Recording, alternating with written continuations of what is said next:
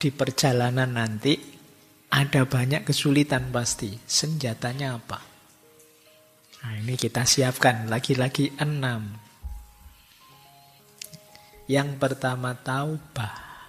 Yang kedua zuhud. Yang ketiga fakir. Yang keempat riyadoh. Yang kelima muhasabah dan murokobah. Yang keenam takwa.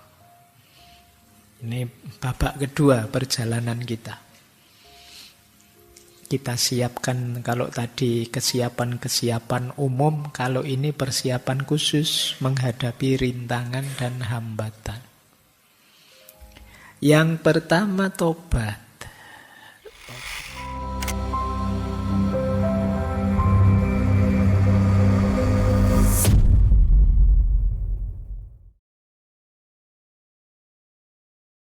Nah, kita lanjutkan. Sekarang ini yang saya sebut senjata. Mengatasi rintangan dan hambatan. Kita harus punya apa? Di perjalanan nanti ada banyak kesulitan pasti. Senjatanya apa? Nah, ini kita siapkan. Lagi-lagi 6. Yang pertama taubah. Yang kedua zuhud. Yang ketiga fakir. Yang keempat riyadoh. Yang kelima muhasabah dan murokobah. Yang keenam takwa. Ini babak kedua perjalanan kita. Kita siapkan, kalau tadi kesiapan-kesiapan umum, kalau ini persiapan khusus menghadapi rintangan dan hambatan. Yang pertama tobat. Tobat itu agak dekat dengan inabat tadi. Tapi tobat itu kita sadar kita banyak dosa dan nawa itu sekarang saya tinggalkan. Dosa itu. Kita menyebutnya tobat. Jadi meninggalkan dosa dengan niat lillahi ta'ala itu tobat. Kamu boleh deh sekali-sekali menginventarisir dosamu. Balapan sama malaikat kamu catat sendiri. Hari ini kira-kira saya melakukan dosa apa ya tadi. Coba kamu tulis ini, coba saja kamu iseng. Saya kapan itu baca kisah-kisah sufi, itu ada sufi yang punya kebiasaan begitu. Dosanya sendiri ditulis. Dan di satu waktu tiba-tiba semua tulisan itu terhapus. Kemudian ada suara bahwa Allah sudah mengampuni. Karena kamu memang serius nulis kemudian ingin memperbaiki diri. Wah, saya masih punya dosa ini. Minggu lalu dosa ini. Minggu ini masih dosa yang sama. Berarti saya belum perbaikan. Cuma ini mengerikan. Kalau kalian melakukan ini mungkin kamu stres sendiri. Pak, dosa saya ternyata banyak, Pak. Gitu. Ya enggak apa-apa. Paling enggak kan kamu sadar bahwa kamu punya dosa. Kesadaranmu itu kemenanganmu satu langkah dibandingkan orang-orang yang tidak sadar atau tidak mau sadar bahwa dia masih banyak dosa. Nah, ini yang disebut taubat. Taubat ini kalau menurut Syekh Nasiruddin ada 3 jenis. Ada taubatnya orang awam, ada taubatnya kelompok khawas, ada kelompok akhos. Kalau Imam Ghazali pakai istilah khawasul khawas. Jadi cuma ini diawali dengan pandangan gini loh. Kan perbuatan kita itu ada yang wajib harus dilakukan. Yang haram jangan dilakukan. Yang sunnah sebaiknya dilakukan. Yang makruh sebaiknya tidak dilakukan. Atau yang mubah boleh dilakukan, boleh tidak. Kalau orang awam itu yang disebut dosa adalah meninggalkan yang wajib atau melakukan yang haram. Ini level awam. Kalau orang khawas, dosa itu meninggalkan yang ketiga, yang sunnah, dan menjalankan yang 4, makruh. Ini khawas. Jadi sementara yang akhos ini satu-satunya tujuannya hanya Allah saja. Jadi sudah di luar 4 atau 5 kategori tadi. Ya insya Allah kita semua masih kelompok awam.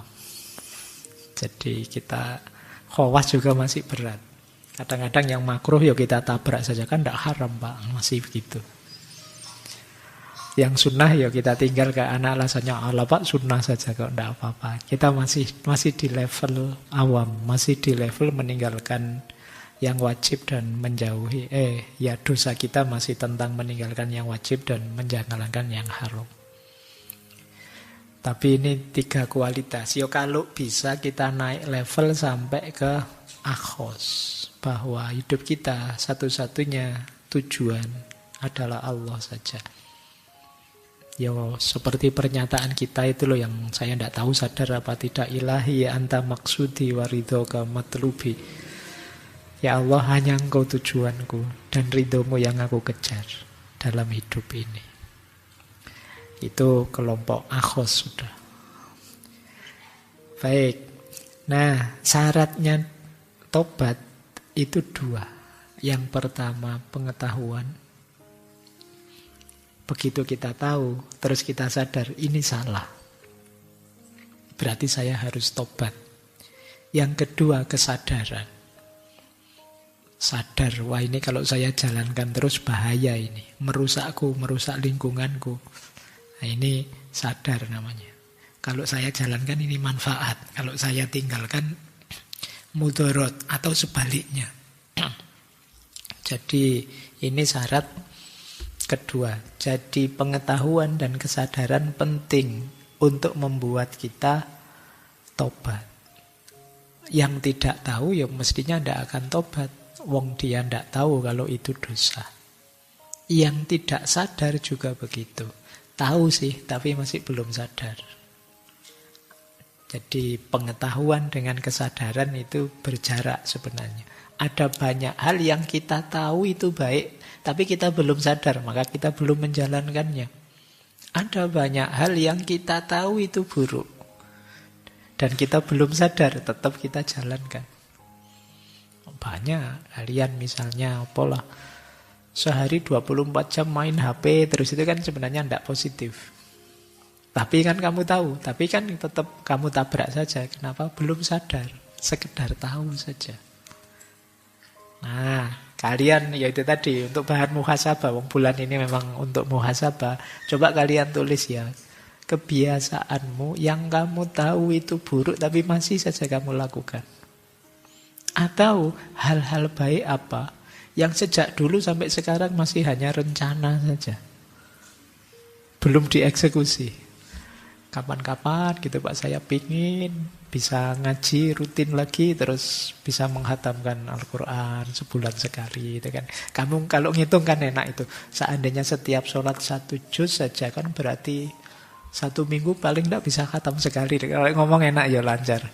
Cuma ya eksekusinya seret mesti. Jadi ayo kita latihan. Kita tahu kok dari sisi pengetahuan kita tahu mana yang baik-baik, tinggal kesadarannya yang belum muncul. Oke, baik. Jenis tobat nanti di kitab itu dijelaskan ada 3 yang berhubungan dengan masa lalu, berhubungan dengan masa kini, dan masa depan.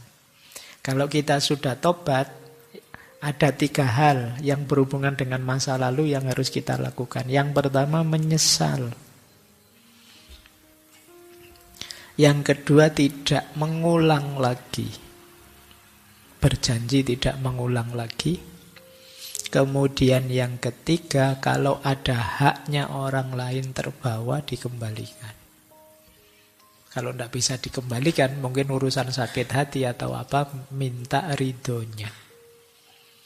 Jadi ini 3 ya. Kalau tentang masa lalunya, yang sudah terlanjur lewat. Jadi disesali, berjanji tidak diulangi, dan kalau ada hak yang masih terbawa dikembalikan. Kalau yang berhubungan dengan masa kini, saatnya menahan diri biar tidak melakukan dosa lagi. Dan memberi ganti. Kalau kemarin banyak jeleknya, kita beri kompensasi hari ini harus banyak baiknya. Kalau dalam Islam kan ada rumus innal hasanat yudhibnas sayyiat. Kebaikan-kebaikan bisa menghapus keburukan. Lakukan kebaikan sebanyak mungkin. Biar yang kemarin-kemarin bisa kikis. Jadi kalau dalam urusan ini tidak seperti rumusnya netizen. Jejak digitalnya tetap ada. Enggak. Kalau sudah banyak kebaikan kita lakukan, ya keburukan lama tertutupi. Kemudian yang berhubungan dengan masa depan berjanji dan sabar memenuhi janji itu. Yaitu berjanji tidak mengulang lagi di masa depan. Nah, ini penjelasan taubat secara umum. Kalau bagi seorang salik, pesuluk, taubatnya tidak sekedar dari dosa dan dari itu tadi, tapi taubatnya akhos tadi. Taubatnya orang khusus. Salik itu taubat karena dua hal. Yang pertama, kalau tiba-tiba hatinya berpaling dari selain Allah. Khilaf sebentar, terus terpengaruh ingin ngejar jabatan. Itu orang salik mesti menyesal sekali terus taubat. Terpengaruh ngejar keuntungan duniawi, dia akan segera taubat. Atau turun level. Harusnya makomnya sudah tinggi, turun level. Harusnya sudah akhos, turun jadi khawas, itu turun sudah. Itu orang-orang salik akan tobat dari situasi seperti ini. Baik, Yos, paling tidak kita harus punya senjata tobat ini karena kita manusia kadang khilaf, kadang lepas kendali, ada senjatanya. Taubat. Cuma taubat yang serius. Jadi besok seandainya dosa lagi bukan karena sengaja tapi karena memang khilaf. Kita lanjutkan. Yang kedua, zuhud. Zuhud ini juga senjata untuk menghadapi godaan duniawi. Zuhud secara harafiah artinya tidak ada hasrat. Orangnya namanya zahid. Orang yang sudah tidak tertarik lagi dengan dunia. Meskipun tetap menunaikan tanggung jawabnya sebagai manusia, sebagai khalifah. Tapi yang duniawi tidak jadi sumber kesenangan dan kebahagiaannya, itu zuhud. Karena kebahagiaannya hanya kedekatan dengan Allah saja. Jadi orangnya tidak harus miskin, tidak punya apa-apa. Tapi dia sudah tidak tertarik lagi dengan dunia. Ini orangnya namanya zahid. Nah, kata Syekh Nasiruddin, zuhud itu bagi para salik tidak ada alasan lain selain Allah saja dan melindungi jiwanya dari menyimpang dari jalan Allah. Jadi bukan zuhud biar dapat status sosial yang tinggi, biar dipuji-puji orang, wah ini ampuh, ini zuhud loh orang ini, jangan macam-macam loh. Tidak itu yang dicari. Tidak ada motif ekonomi juga, biar diundang kemana-mana ini nanti jadi zuhud, nanti dipanggil kiai, dipanggil gus misalnya. Tidak itu. Jadi memang zuhudnya lillahi ta'ala, hanya untuk Allah saja. Mungkin dapat yang enak-enak tadi, tapi itu efeknya tidak jadi tujuan. Cirinya tidak jadi tujuan itu dapat alhamdulillah, tidak dapat tidak masalah, tidak disesali. Penyesalannya adalah kalau saya menyimpang dari orientasi ilahiyah tadi, dari perjalanan menuju Allah tadi. Oke. Nah, kata Syekh Nasiruddin, orang yang zuhud bahkan jangan motifnya misalnya surga atau terhindar dari neraka, itu juga masih kurang. Motif itu Allah saja. Kalau kita tujuannya Allah dan Allah ridho, yo kenapa tidak mesti dikasih surga, tapi surga bukan tujuannya. Jadi tujuan kita Allah saja. Niat itu lillahi ta'ala, bukan lil kenikmatan surga atau menghindar siksa neraka. Kata beliau begini, orang yang menjalankan zuhud hanya karena agar diselamatkan di hari akhir, itu seperti orang yang sengaja menahan diri dari makan beberapa hari agar dia dapat makan sekenyang-kenyangnya saat pesta makan tiba.